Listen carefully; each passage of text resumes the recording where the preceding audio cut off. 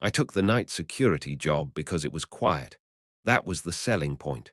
The listing said low activity, overnight monitoring, minimal human interaction. Perfect. I didn't want excitement. I didn't want people.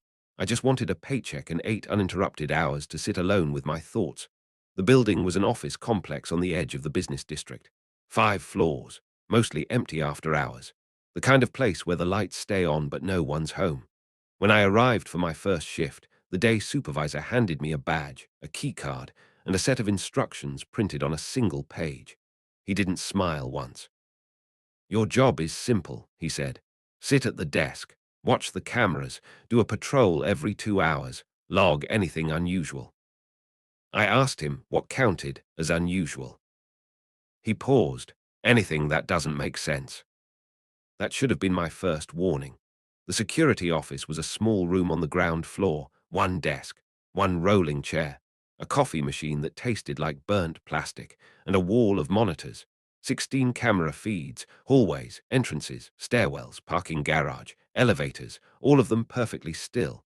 The building settled into silence around midnight, the kind of silence that isn't peaceful, just empty. At 12:17 a.m., I noticed something odd. Camera 7, third floor hallway, flickered. Just for a second, I leaned forward, squinting at the screen. Nothing there, just carpet, beige walls, and emergency exit signs. I chalked it up to old wiring. Old buildings make noise. Old systems glitch. That's what I told myself. At 1:00 a.m., I grabbed my flashlight and started my patrol. The hallway smelled faintly of dust and cleaning chemicals. My footsteps echoed too loudly, like the building was listening. Everything was normal, doors locked, windows sealed, no movement. When I returned to the security office, I sat down and checked the monitors again. Camera 3, stairwell B, now showed a different angle. It was subtle, barely noticeable, but I was sure of it. The camera had rotated slightly, as if someone had adjusted it by hand. I checked the timestamp. No alert, no log entry. I pulled up the maintenance schedule. No technicians were scheduled that night. I logged it as a possible malfunction. The second night felt heavier. I don't know how else to describe it. The air felt thicker. The silence felt closer. At 12:32 a.m., camera 12, the elevator lobby on the 5th floor showed movement. A shadow crossed the frame. I sat up straight. The 5th floor was vacant. No tenants, no staff. I rewound the footage. The shadow moved again, slower this time. Tall, thin, too thin. I zoomed in. The shadow didn't belong to anything on screen. No person, no reflection, no light source. Just movement. When I switched to another camera on the same floor, the hallway was empty. But when I switched back, the camera angle had changed again. It was pointed directly at the elevator doors, as if waiting.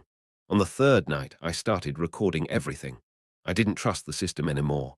At 1:14 a.m., every camera froze simultaneously, all 16 feeds, for exactly 7 seconds. Then they came back online. All except one. Camera 5 outside the security office, my door. I turned around slowly.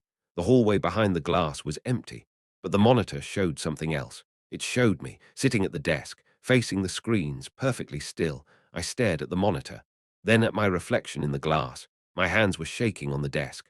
On the screen, the version of me didn't move, didn't breathe, didn't blink. The timestamp said the footage was live. I stood up. On the monitor, I stayed seated. 3 seconds passed.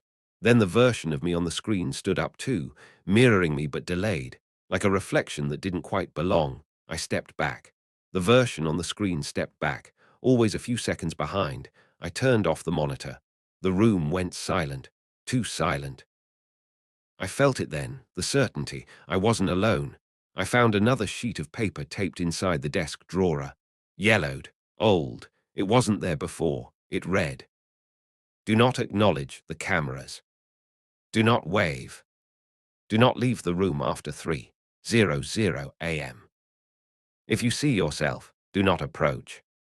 If the cameras move, stay seated. If the delay disappears, hide." My stomach dropped. I checked the time, 2:48 a.m. At exactly 3:00, the monitors changed. All feeds switched to show the same hallway, the one outside the security office.